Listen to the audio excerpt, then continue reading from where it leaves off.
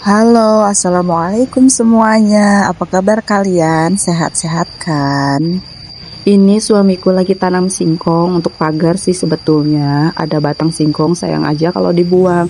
Karena memang kami pun suka daun singkong untuk dimasak ya, jadi ditanam aja sekalian untuk pagar. Nah, ini yang sisanya aku yang lanjutin ya. Karena suamiku mau istirahat dulu. Jadi sebagian aku yang tanam untuk pagar singkong ini di sekeliling kebun. Entah kenapa jadi senang aja sekarang tanam-tanam apapun di kebun, walaupun aku tidak ada keahlian dalam bercocok tanam. Tapi ya sambil belajar ya, karena kan ada kebun, ada lahan. Jadi ya aku coba-coba aja, yang paling gampang itu nanam singkong dulu. Aku udah pernah nyoba tanam labu siam itu 4 bulan. Dia tumbuh tapi merambatnya lambat dan tidak berbuah sampai waktu ke 6 bulan itu dia mati sendiri labu siamnya. Ya, jadi mungkin aku tidak ada bakat untuk bercocok tanam. Nah, pagarnya aku tali biar nyambung pakai kabel bekas. Multifungsi juga sebagai pagar dan daunnya juga bisa dimasak. Pohon cabai ini aku nggak sengaja tanam buang cabai busuk tapi jadi. Nah, ini sisa-sisa gesekan kayu. Suamiku minta ini untuk pintu belakang, itu pintu dapur. Aktivitas seperti biasanya, aku membersihkan kebun. Setiap sudut kebunku harus dibersihkan karena memang bisa dibilang juga ini adalah waktu terakhirku tinggal di kebun ini. Jadi setiap sudutnya harus kubersihkan sebelum aku tinggalkan. Sebetulnya aku tuh bingung harus mulai cerita ini dari mana, karena aku aja masih belum bisa menerima dan aku juga masih kayak shock gitu. Aku juga masih tanda tanya besar dengan takdir yang baru yang harus aku jalani selanjutnya. Di saat aku sudah merasa nyaman, betah tinggal di kebun ini, kenyataan takdir berkata lain. Tidak mudah bagiku beradaptasi tinggal di kebun ini dengan berbagai ujian hidup yang sudah kulewati, berbagai hal yang tak mudah kujalani sejauh ini, selama ini. Dalam waktu yang singkat, aku dan suami ambil keputusan untuk tinggalkan kebun ini dan pindah tempat tinggal karena pekerjaan suamiku dan penghasilannya. Dengan berbagai pertimbangan yang berat, salah satunya anakku kan sudah harus masuk sekolah. Sedangkan di sini jarak ke sekolah kan terlalu jauh. Yang dikhawatirkan suamiku ketika dia sedang tidak di rumah, bagaimana repotnya aku punya anak sekolah dan anak balita. Alasan yang kedua adalah problem di rumah kebun ini yang tak kunjung teratasi. Pertimbangannya menyangkut dari penghasilan suamiku. Dari segi penghasilan suamiku untuk sekarang ini harus dibagi dengan kebutuhan sekolah anakku, belum lagi pengeluaran pribadi dia di kontrakan kerjanya. Mau tidak mau kita ambil keputusan yang meringankan dari segala aspek untuk kebaikan kita, karena waktu udah mepet juga. Ini kan udah harusnya cari sekolah untuk anakku. Waktu mepet kayak gini kan gimana? Wallahu alam lah, haula aja. Yang penting kita berusaha hijrah dulu dari sini. Aku bersihkan setiap sudut kebunku ini sebelum aku tinggalkan. Sedih banget sih rasanya mau ninggalin kebun ini tuh, kayak berpisah antara jiwa dan raga. Walaupun ada suamiku, kenapa yang bersihkan kebun ini aku? Sebetulnya ini tuh tugasnya udah dibagi-bagi, tapi sekarang giliran aku, dan kasihan juga dia pulang kerja berapa hari sebelum kita harus pergi ini. Dadakan banget, dia capek, kecapean, terus dia juga harus mikirin yang lainnya. Jadi aku biarkan saja dia ngasuh anak. Karena aku tipe orangnya sistematis gitu, segala halnya harus tersusun rapi. Sambil beres-beres kebun ini, aku sambil mikir selanjutnya apa yang harus aku lakukan. Apalagi mau pindahan itu kan segalanya harus dipersiapkan dengan matang, dengan rapi, biar gak ada yang ketinggalan, karena kan jaraknya juga jauh ya untuk pindahan, dan butuh biaya untuk bolak-balik gitu kalau misalnya ada yang ketinggalan atau ada yang lupa.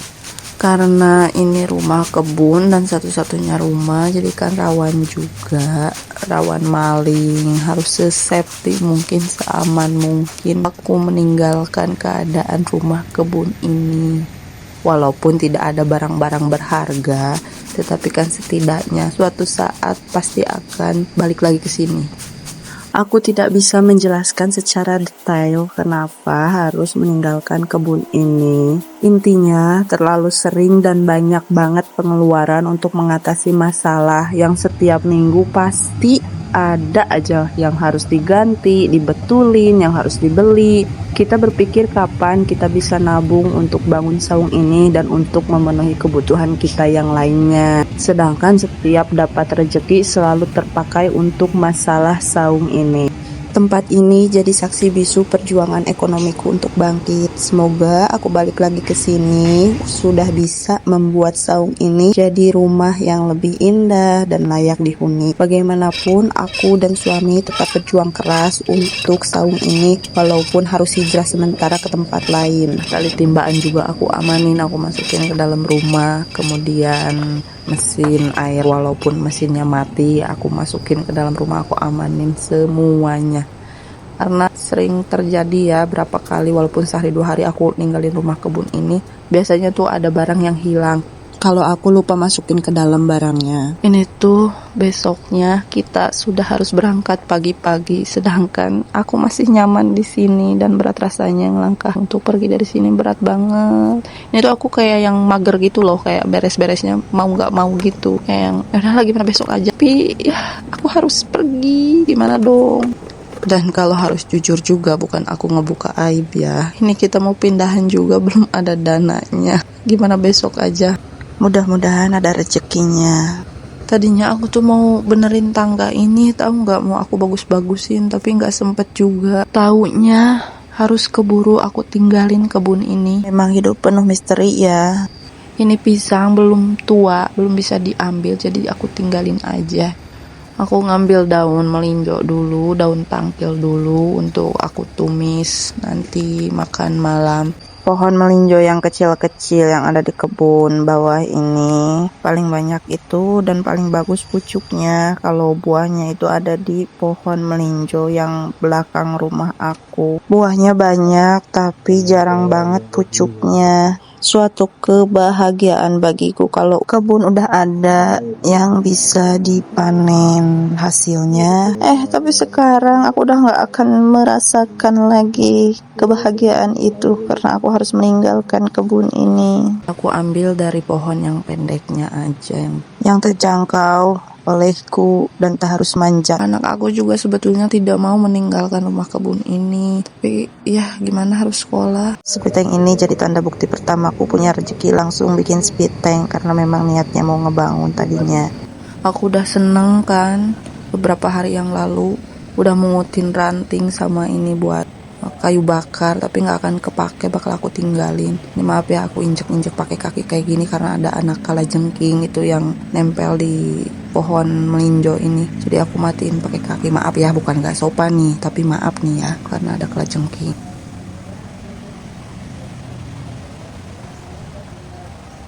Nah, problem yang pertama ini pagar yang tak kunjung bisa aku pasang dengan yang baru. Kemudian gerbang rumahku yang sudah tak layak lagi. Kamar mandi bawah juga yang sudah rapuh, usang dimakan rayap. Butuh dana yang tidak sedikit untuk mengganti ini semua. Ditambah lagi ini saung 2 lantaiku, apartemen 2 lantaiku sudah mulai roboh ini, mulai mau ambruk. Sangat berbahaya untuk tetap ditinggali. Dan atap-atap apartemenku yang sudah terbawa angin, sudah tergerus hujan, bocor, ditutup terpal sementara ini. Kamar yang kebocoran dan kebanjiran juga. Dapur yang bocor, yang banjir. Entahlah, terima kasih Allah Engkau memberikan ujian ini kepadaku. Berbagai cara kita sudah lakukan untuk mengatasi semua permasalahan di rumah kebun ini, tapi tetap saja yang kita butuhkan adalah dana yang besar. Karena kalau dananya cuma sedikit-sedikit ya kayak gini, hanya mengatasi untuk sementara waktu saja. Pondasi lantai juga sudah rapuh, sudah keropos ini, sudah ya Allah, pokoknya begitulah. Lihat aja sama kalian ini bagaimana. Jadi kebayangkan kalau misalnya diperbaiki semuanya sekaligus itu butuh budget yang tidak sedikit. Suamiku lagi nutupin pintu belakang dengan kayu-kayu mut kemarin. Terus ini aku beres-beres barang yang ya sekiranya mau dibawa aja lah, yang penting-penting aja. Ini kita siang nih, harus udah mulai berangkat, tapi aku belum selesai beres-beres.